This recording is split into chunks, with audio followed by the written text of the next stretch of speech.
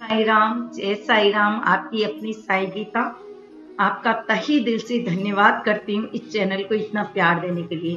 तो आए दिन आप लोग बाबा के अनुभव सुनते हैं, बाबा की अनुभूति सुनते हैं कि बाबा किस तरह से अपने भक्तों के साथ, किस तरह से अपने भक्तों के ऊपर कृपा करते हैं। तो साईं भक्तों, मैंने पिछले एपिसोड में आपको बताया था कि बाबा ने किस तरह से अपनी उपस्थिति, अपना दिखाया कि किस तरह बाबा हम सब साईं भक्तों के साथ रहते हैं, कि जैसा भाव रहा जिन जन का वैसा रूप हुआ मेरे मन का, कि बाबा हम लोग जैसे भाव करते हैं बाबा वैसे ही रूप बना लेते हैं। वैसे ही मैंने सिर्फ ऊदी का बाबा को बोला था कि बाबा किसी भी तरह मुझे ऊदी मेरे माथे पे लग जाए, और बाबा ने इस तरह से मेरे साथ अपना अनुभूति कराई मुझे कि मैं तेरे साथ हूँ। तो साईं भक्त, एक और मैं आपको आज अनुभव शेयर करने जा रही हूँ। ये भी उसी वक्त का है जब मैं शिरडी से वापस आ रही थी। क्यों बाबा ने मुझे अपनी उपस्थिति इस तरह से कराई कि मैं तेरे अंग संग हूँ बाबू। तो मैं बाबा का धन्यवाद करती हूँ, और आप सोचने पे मजबूर हो जाएंगे जो मैं आपको अनुभव शेयर कर रही हूँ कि बाबा किस तरह से अपने भक्तों के साथ अनुभव करते हैं। करोड़ों लाखों अरबों बाबा के भक्त हैं जिनकी गिनती नहीं है, कि हम गिनती भी करने बैठे तो हम जिंदगी में कभी गिनती नहीं कर सकते, इतने भक्त हैं बाबा के। लेकिन फिर भी हर भक्त के बारे में बाबा को पता है कि मेरे भक्त को कब किस चीज की जरूरत है। मैं शिरडी से आ रही थी और मेरे पास हो गया कैश खत्म। हम लोग ट्रेन में बैठ चुके, कोपर गांव तक आ गए थे। कोपर गांव आने के बाद हमने देखा कि हमारा कैश खत्म हो गया है, कि हम क्या करें। मेरे पेटीएम में पैसे थे, लेकिन जो मेरे हाथ में कैश था वो खत्म हो गया। मेरे साथ मेरी एक दीदी और गई हुई थी, उनके पास भी कैश खत्म हो गया। अब हम कैसे क्या करें। मन कर रहा था चाय पिए, ट्रेन में बहुत देर हो गई बैठे हुए, भूख भी लग रही थी। मैंने सोचा अब क्या करें। बहुत सारे चाय देने वाले, खाना देने वाले ट्रेन में आ रहे थे, लेकिन वहाँ ऐसा कोई नहीं आया जिसको हम पेटीएम कर दें। काफी लोगों से पूछा, लेकिन सबने मना कर दिया कि मैडम नहीं, ऐसा नहीं हो सकता। अगर आपके पास नगद पैसे हैं तो ही आप कोई चीज ले सकते हैं, नहीं तो नहीं। हमारे पास सिर्फ 10 रुपए थे। जो मेरे साथ दीदी गई थी वो कहने लगी गीता आप चाय पी लो। मैंने कहा ऐसे कैसे हो सकता है दी कि मैं चाय पी लूं और आप चाय ना पियो। पियेंगे तो दोनों साथ पियेंगे। मैं बाबा से अरदास ही कर रही कि बाबा हमारा मन बहुत कर रहा है चाय पीने का, अब क्या किया जाए। लेकिन जब सच्चे मन से मुराद बोली जाती है, कहा जाता है, तो ईश्वर जरूर सुनता है। इतनी देर में एक भैया आए और कहते हैं चाय पी लो, चाय पी लो। अब हमारा मन तो बहुत कर रहा था चाय पीने का, लेकिन हमारे पास 10 रुपए थे। तो मैंने कहा भैया एक काम करो कि आप एक ही चाय दे दो, और अगर आपके पास पेटीएम है तो आप दूसरी चाय दे दो, तो उसमें से आपको मैं पेटीएम कर देती हूँ। तो कह रहे मैडम आप इतना परेशान क्यों हो रहे हो, आपके पास पैसे नहीं। मैंने कहा भैया पेटीएम में पैसे हैं, लेकिन हमारे पास कैश नहीं है। तो बोले इसमें आप परेशान क्यों हो रहे हो, आप एक काम करो कि आप मुझसे पैसे ले लो 200 रुपये और मुझे पेटीएम कर दो। मैंने कहा ये भी बात सही है कि पैसे भैया दे देंगे, हमारे पास कैश आ जाएगा, बहुत अच्छी बात है। मैं खुश हो गई। मैंने कहा भैया आपने तो सारा मतलब काम सही कर दिया। बोले कोई बात नहीं, लेकिन जब हम जाते हैं ट्रेन में तो नेटवर्क का बहुत ज्यादा इशू होता है, नेटवर्क नहीं मिल रहा होता है। तो उनके पैसे जो थे वो जा नहीं रहे थे। तो वो भैया कहने लगे कि मैडम कोई बात नहीं, आप 2 दिन बाद, तो सॉरी 2 घंटे बाद, 3 घंटे बाद, 4 घंटे बाद आप कभी भी कर देना, आपने सुबह उतरना है, आप कर देना, कोई बात नहीं, पैसे कहीं नहीं जाएंगे। आप यहाँ बैठे हो ना, आप ये 200 रुपये रख लो। तो उन्होंने मुझे 200 रुपये दे दिए। 200 रुपये दे दिए। 200 रुपये मैंने रख लिए। मैंने कहा चलो कोई बात नहीं, थोड़ी देर तक कर दूंगी, शायद कोई स्टेशन वगैरह आएगा तो नेटवर्क आ जाएंगे, तो मैं उस समय दे दूंगी। उसके बाद कि वो भैया चले गए और 200 रुपये हमारे पास आ गए। हमने कहा चलो कोई बात नहीं, कोई स्टेशन आएगा तो हम लोग पेटीएम कर देंगे। लेकिन मैंने कोशिश करी, स्टेशन 3-4 निकल गए, लेकिन वो पेटीएम नहीं हो रहे मेरा फ़ोन में। मैंने कहा सोचा शायद कोई बटन वगैरह से दब गया है, जो पैसे नहीं हो रहे हैं। क्यों? क्योंकि अगर हम उन पैसों को भी नहीं खर्च कर सकते, क्योंकि पेटीएम नहीं हो रहे हैं। और अगर हमें ये डर लग रहा था कि अगर वो भैया पैसे लेने आ गया या हमारे पेटीएम से पैसे नहीं हुए तो हम उस भैया को क्या देंगे, इसलिए हमने वो पैसे खर्च नहीं किए।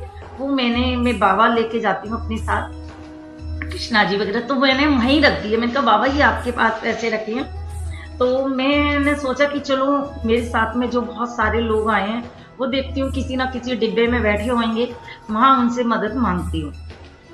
मैं डिब्बों में गई तो मेरे साथ गई थी पूजा जी, तो वो कहती हैं कि क्या हुआ दी, आप परेशान क्यों? मैंने कहा पूजा ऐसे ऐसे बातें, मेरे पास कैश ख़त्म हो गया, पेटीएम में है। तो बोले दी आप बताओ, मेरे पास कैश बहुत है, आप मुझे पेटीएम कर दो।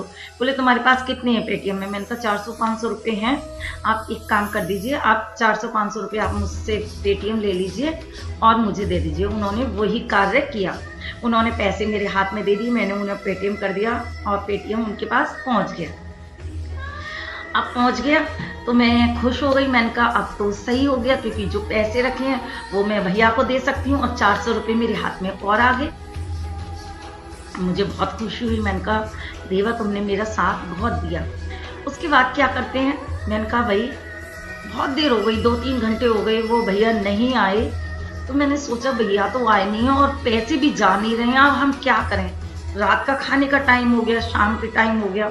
तो मैंने कहा चलो मैं भैया को कॉल करती हूँ, क्योंकि वो मुझे नंबर दे के गए थे कि इस नंबर पे पेटीएम कर देना आप, और ये नंबर मेरा है, वो दे के चले गए थे। तो मैं उस पर ट्राई कर रही, लेकिन मेरे पे हो नहीं रहा था।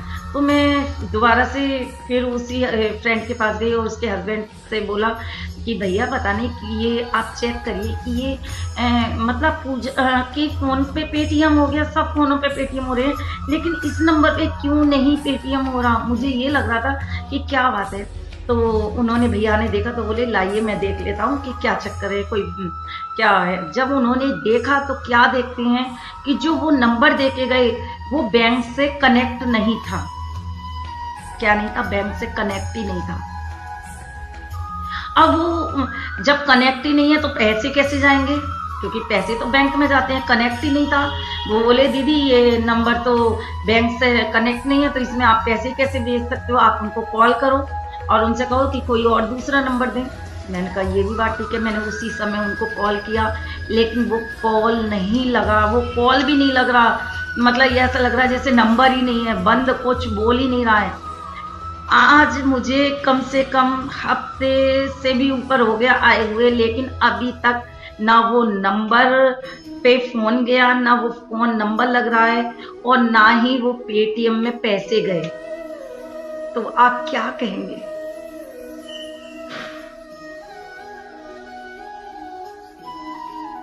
कि बाबा को सब पता है, बाबा कहाँ बैठे हैं और उनको पता है कि बच्ची के पास पैसे नहीं हैं, वो किस तरह से चाय पिएगी, क्या करेगी, क्या। वो तुरंत आए और मेरी हेल्प करके। अगर कोई और होते, आप सोचिए कोई और होते तो क्या बैंक में पैसे नहीं जाते? ट्रेन के अंदर कोई 10 रुपए, उस समय मैंने स्थिति देखी जब मेरे पास उस समय पैसा नहीं था। एक किसी से कह रहे भैया 10 रुपए चाय उधार दे दो, हम अभी दे देंगे, कहीं वो आएगा। लेकिन किसी ने एक 10 रुपए की चाय नहीं दी, तो वो 200 रुपया कैसे दे के चला गया? आज के टाइम में कोई 10 रुपया नहीं देता, वो तो 200 रुपए थे। और आज तक जो नंबर दे के गए वो नंबर तक नहीं मिल रहा, वो पैसे तक नहीं उनको जा रहे। तो बाबा ही आए थे और बाबा कब एहसास हुआ? अब एहसास हो रहा है मुझे कि बाबा क्यों, जब पैसे नहीं जा रहे हैं, कुछ नहीं हो रहा है, तो इसका मतलब बाबा आए और मेरी हेल्प करके चले गए। उन्हें पता था कि बच्ची के पास कैश खत्म हो गया है।